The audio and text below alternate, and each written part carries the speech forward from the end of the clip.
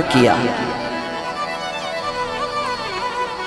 प्रियव्रतो भागवत आत्मा रामः कथम मुने, राजा परीक्षित ने प्रश्न किया है श्री सुखदेव जी से। गुरुदेव श्री प्रियव्रत जी महाराज तो जन्म लेते बचपन से ही वो अनासक्त थे, विषयों से उनका मोह नहीं था, फिर उन्होंने कैसे विवाह किया? तब कहा कि ब्रह्मा जी ने उन्हें आदेश दिया कि पुत्र तुम विवाह करो। तब श्री प्रियव्रत जी ने विवाह किया और विश्वकर्मा की पुत्री से आपका विवाह संपन्न हुआ बृहस्पति से, जिनके पुत्र हुए श्री आग्नेत्र जी। आग्नेत्र के पुत्र हुए हैं नाभि और यही कहलाए हैं श्री ऋषभदेव।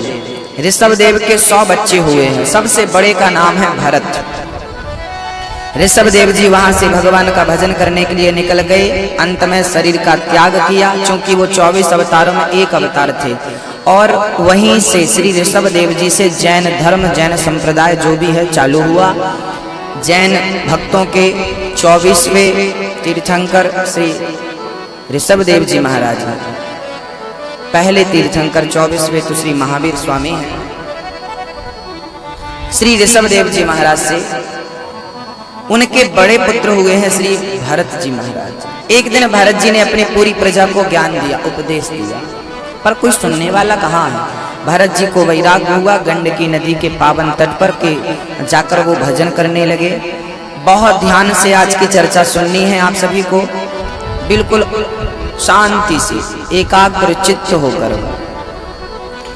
भरत जी बहुत बड़े राजा थे।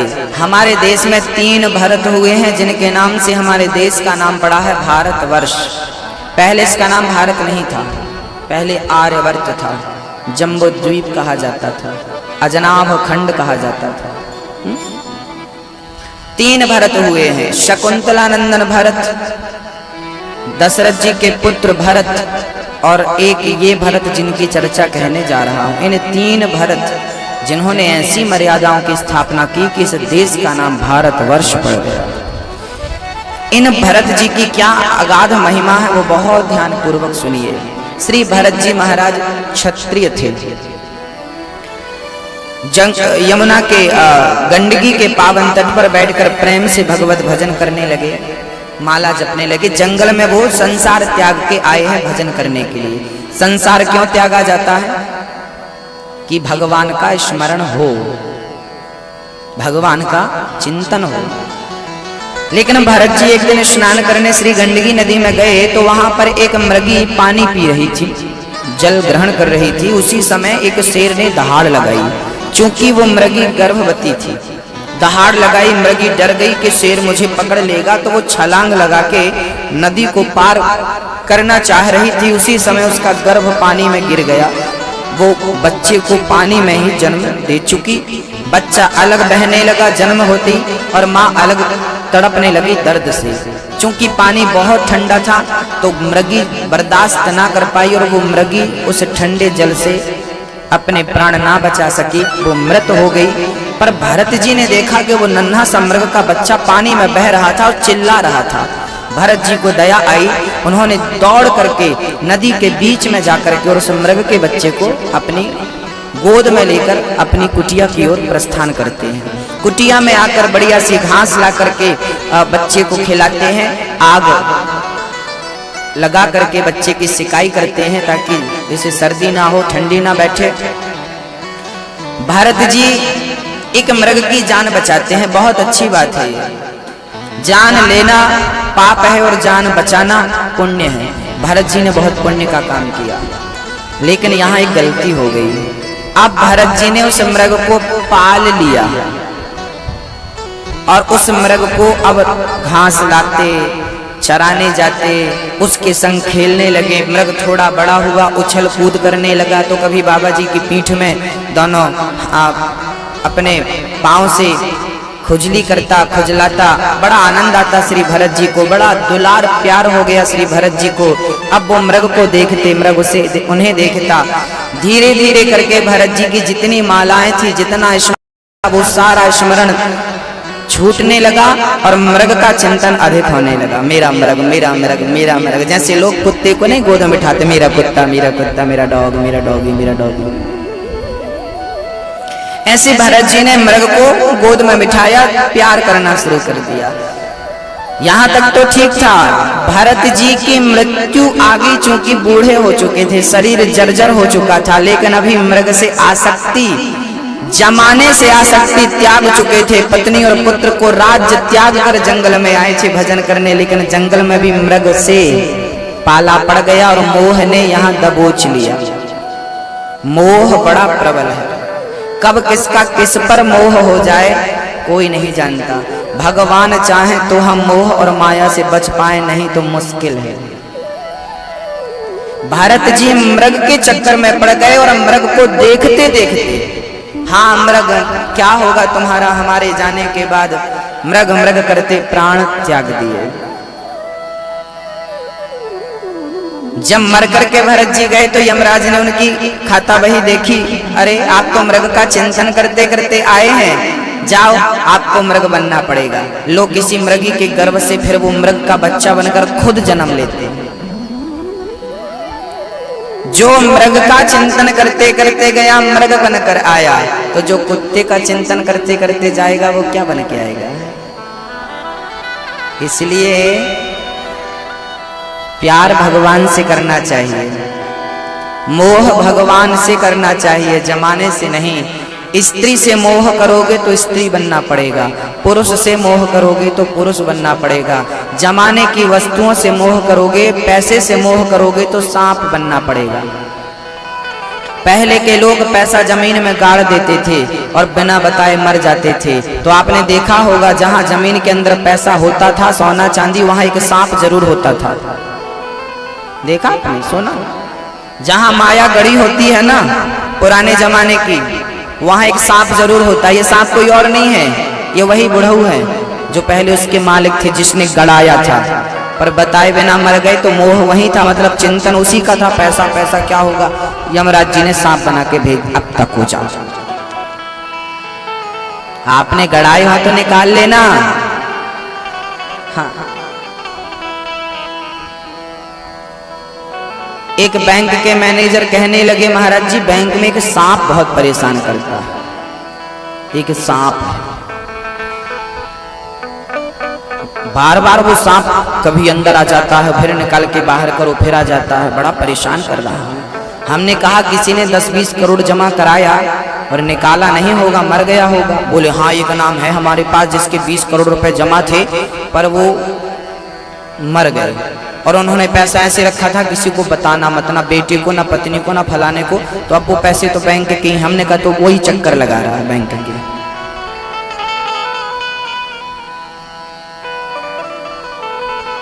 चक्कर लगा रहा है। अंते यामति सागति, जिसकी जैसी मति होगी वैसी गति निश्चित है। श्री भरत जी महाराज मृग बनकर आए, चूंकि वो संत थे, उन्हें सब ज्ञान था।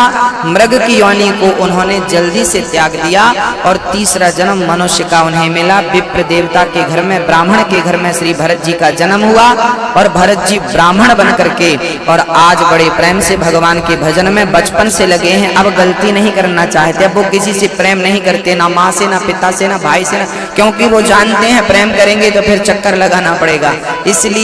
इसलिए अब मनुष्य का चोला पा करके वो गलतियां फिर नहीं दोहराना चाहते। याद रखना भक्तों, मनुष्य का तन इस संसार सागर से पार जाने के लिए ईश्वर ने हमें दिया है। ये मौका है मनुष्य का तन पा करके हम भजन करें और इस मौके का पूरा लाभ उठाएं, क्योंकि एक छोटा सा दृष्टांत सुनेंगे तो पता चलेगा कि इसकी क्या वैल्यू है, क्या कीमत है।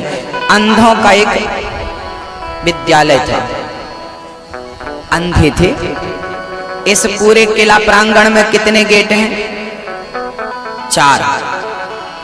अब 4 गेट में 3 गेट बंद कर दिए जाएं तो 1 बचेगा। एक बार क्या हुआ कि इस किला प्रांगण में बहुत सारे अंधे आए, अंधे, और उन अंधों को बाहर जाने का रास्ता ना मिले, क्योंकि 3 गेट बंद थे, ओनली 1 गेट खुला था। अब वो अंधे कितने थे? 25-50 अंधे थे। अब वो अंधे कैसे दरवाजा खोजें, तो उन अंधों ने एक चतुराई करी। अंधों ने प्रांगण की दीवार पकड़ ली, ये जो बाउंड्री है ना ये पकड़ ली, और पकड़े पकड़े पकड़े कहीं तो गेट मिल ही जाएगा ना ऐसे में। तो अंधों ने, एक अंधे ने बाउंड्री पकड़ी और बाकी अंधों ने उसका हाथ पकड़ लिया, और सारे अंधों ने परिक्रमा लगाई प्रांगण की। क्या हुआ, जैसे ही वो दरवाजे के पास पहुंचे उसको सर में खुजली होने लगी, खुजली हो रही थी और वो चलता जा रहा था। उस समय उतने में ही वो दरवाजा निकल गया। फिर बताइए पूरा चक्कर लगेगा कि नहीं। दूसरी बार दरवाजे के पास पहुंचा तो दूसरा अंधा उससे बातें कर रहा था। वो गप्पों में इतने बिजी हो गए कि दरवाजा कब निकल गया पता नहीं चला। ऐसे ना जाने कितनी परिक्रमा उन्होंने लगाई पर उन्हें दरवाजा नहीं मिला, क्योंकि जब दरवाजा आता तो वो लापरवाही दिखाने लगते, वो लापरवाह हो जाते।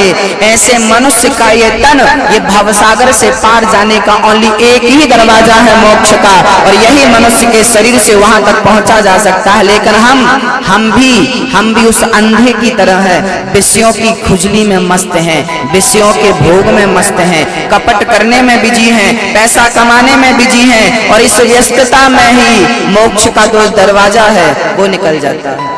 आपका जो शरीर है वो परमात्मा को पाने के लिए है, लेकिन ये शरीर गप्पों में बर्बाद हो गया, पैसे कमाने में बर्बाद हो गया, लड़ाई झगड़े में बर्बाद हो गया, सोने विषयों को भोगने में बर्बाद हो गया। बताइए मुक्ति का दरवाजा निकल रहा है कि नहीं। ये कहानी हम सबकी है, हम सबको सावधान होना चाहिए। बड़े भाग्य मानुष तन पावा, सुर दुर्लभ सद ग्रंथ निगावा। बड़े भाग्य से मनुष्य का चोला मिलता है। ये चोला परमात्मा को प्राप्त करने के लिए मिला है, ना कि विषयों का भोग भोगने के लिए मिला है। जागो, कब जागोगे। श्री भरत जी महाराज अब बिल्कुल लापरवाह नहीं है। याद रखिए, आप लापरवाह मत रहिए, ना मत बनिए, लापरवाही त्याग दीजिए और जागरूक रूप होकर भगवत भजन में लग जाइए। सीताराम सीताराम सीताराम सीताराम सीताराम दिन रात जपते रहिए, जपते रहिए। कलयुग केवल नाम आधारा, सुमरि सुमरि नर उतरहि पारा। भवसागर से पार होना हो तो एक ही साधन है, भगवान का नाम। कलयुग जोग न जग न ज्ञाना, एक आधार राम गुण गाना।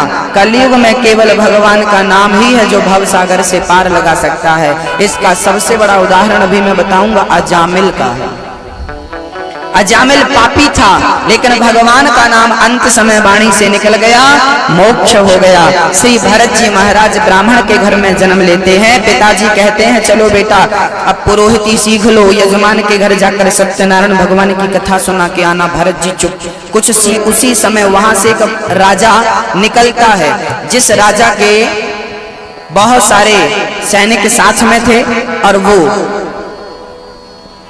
बड़े प्रेम से पालकी पर बैठे हुए राजा रहुगण, सिंधु सौवीर देश के राजा रहुगण जा रहे थे। अचानक जो पालकी पर लगे हुए थे ना, कहते हैं ना मालिक से ज्यादा ड्राइवर, मालिक का ज्यादा भाव दिखाता है ड्राइवर। जानती नहीं हम किसके ड्राइवर हैं। प्रधानमंत्री में इतनी अकड़ नहीं है जितनी अकड़ उनके ड्राइवर में। तो राजा रहुगण तो फिर भी ठीक आदमी था, लेकिन जो उनके ड्राइवर थे, मतलब कंधे पर जो पालकी रखे थे, उनका जो मुखिया था, उसने देखा कि यहाँ एक हट्टा कट्टा आदमी बैठा है, क्यों ना इससे पालकी उठवाई जाए।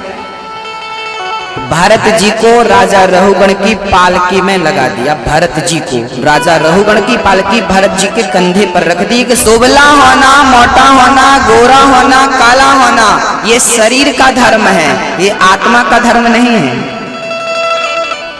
मोटा शरीर हो सकता है, दुबला शरीर हो सकता है, गोरा शरीर हो सकता है, काला शरीर हो सकता है, लेकिन आत्मा ना गोरी है, ना काली है, ना मोटी है, ना पतली है। और मैं शरीर नहीं हूं, मैं आत्मा हूं। आप मारेंगे किसे? पहले ये बताइए, शरीर को मारेंगे कि आत्मा को मारेंगे? भरत जी ज्ञान दे रहे हैं राजा रहुगण को। आप मारेंगे किसे, शरीर को या आत्मा को? आपको पता है कौन मरता है? शरीर मरता है कि आत्मा? मृत्यु किसकी होती है, शरीर की या आत्मा की? कहिए, आप जोर से कहिए। शरीर की मृत्यु होती है, आत्मा कभी नहीं मरती। जब हम मरते हैं, आत्मा निकल जाती है, तो शरीर का क्या करते हैं लोग? ले जाकर के जला देते हैं। ये शरीर कितनी चीजों से मिलकर बना है? मैया जी, भैया जी, ये शरीर कितनी चीजों से मिलकर बना है? 5। किस किस से? पृथ्वी, जल, वायु, अग्नि और आकाश। ये 5 चीजों से मिलकर ये शरीर की रचना हुई है। छित जल पावक गगन समीरा, पंच रचित अति अधम शरीरा। 5 तत्वों से ये शरीर मिलकर बना है। इस शरीर में अग्नि है, पेट में क्या है? जठराग्नि होती है, वो भोजन को पचाती है, अग्नि। पानी होता है। पृथ्वी मतलब ये चमड़ी क्या है? ये पृथ्वी का ही अंग है, अंश है, ये पृथ्वी ही है।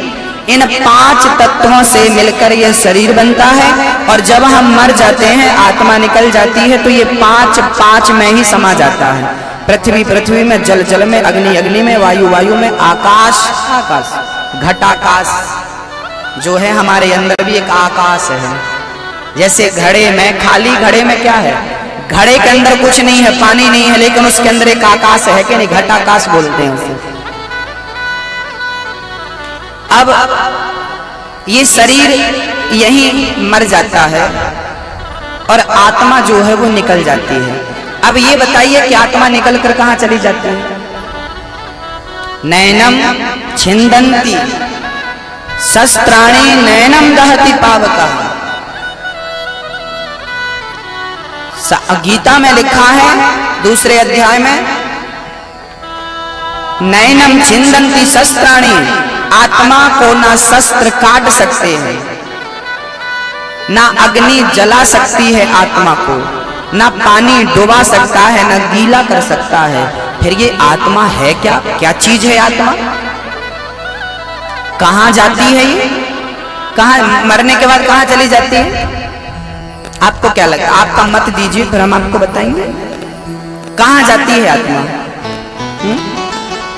पहले तो ये बताइए कि आत्मा, शरीर तो 5 चीजों से मिलकर बना है, पर आत्मा क्या है? कैसे बनी है? कौन बनाया है? आइए जरा हम आत्मा की चर्चा आपके समक्ष रखें। आत्मा का ज्ञान आपको होना आवश्यक है। आत्मा चीज क्या है? क्या है ये? आइए जरा सुनते हैं। किसी ने कहा, महाराज जी शरीर में आत्मा कहाँ रहती है? कहाँ रहती है? हमने कहा जैसे बल्ब होता है, एक बल्ब आपके कमरे में एक ही बल्ब होता है, पर पूरे कमरे को प्रकाश करता है, वो एक ही जगह पर लगा है ना, पूरे कमरे में प्रकाश हो रहा है। ऐसे आत्मा हम सबके हृदय में होती है और पूरे शरीर को वो संचालित करती है, पूरे शरीर को प्रकाश देती है। कहाँ रहती है आत्मा, ये मुद्दा नहीं है।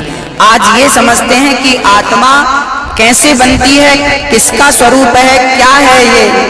आइए समझते हैं आत्मा क्या है। बहुत आसान प्रश्न भी है और बहुत आसान उत्तर भी है। आपने दर्पण तो देखा होगा, कांच। कांच में जो दिख रहा है वो कौन है? देखो कांच में दिख रहा है, कौन है ये? बोलो। आपने अपना दर्पण आज कथा में आने से पहले देखा कि नहीं? शक्ल अपनी देखी होगी। तो जो दर्पण में दिख रहा है वो कौन है? आप हैं? आप हैं?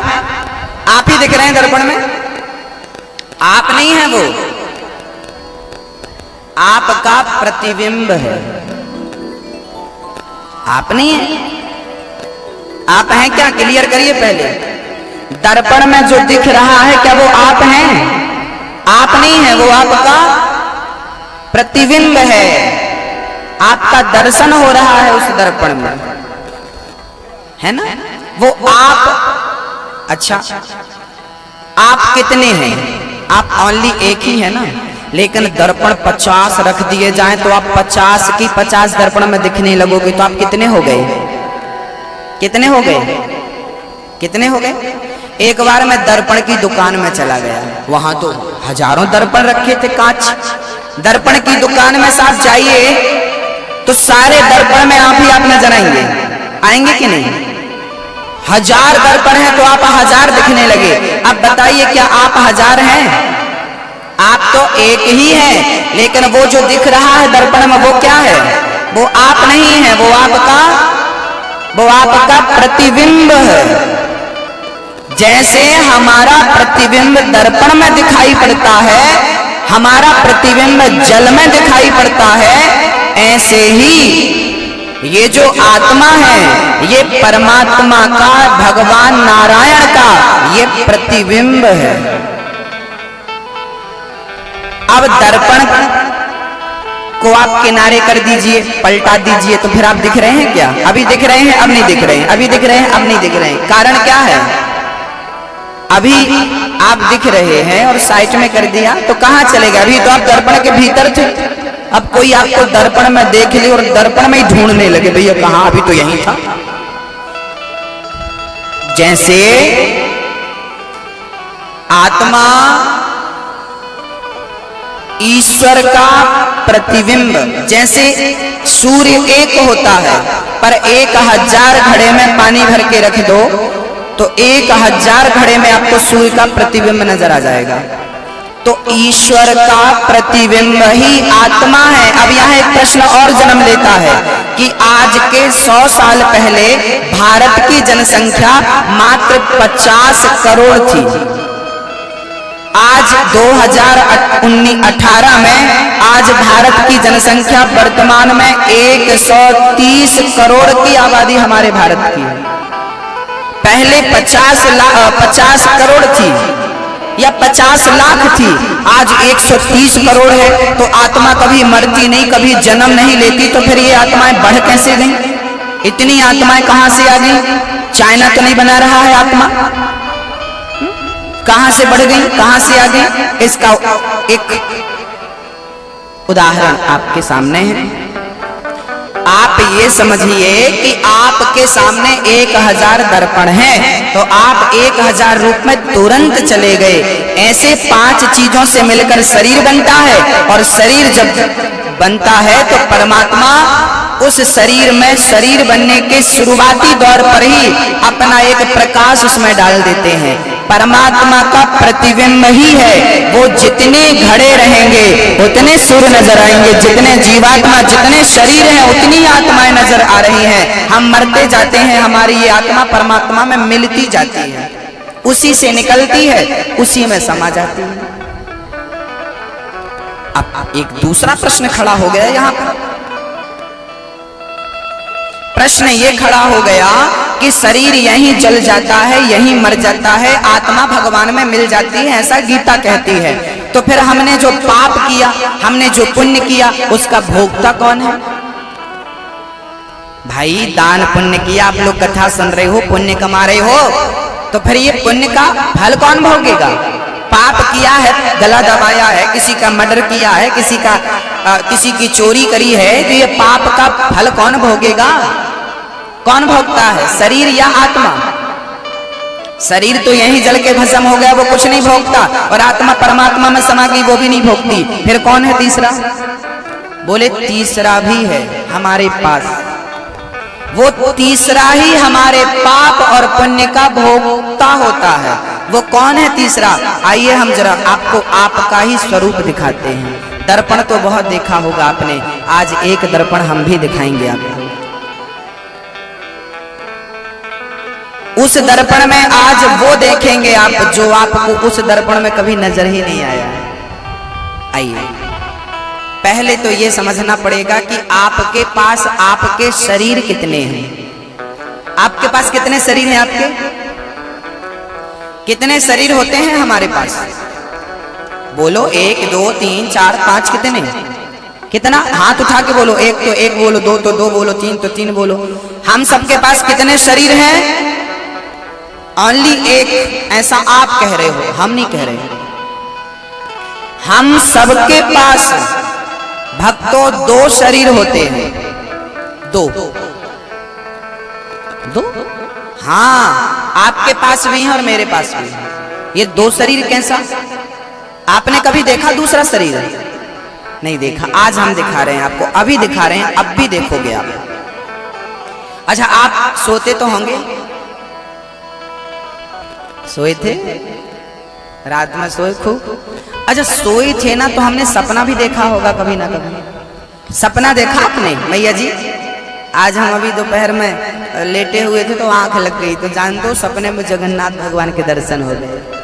फायदा हो गया दर्शन हो गए भगवान, बड़ा सुख है।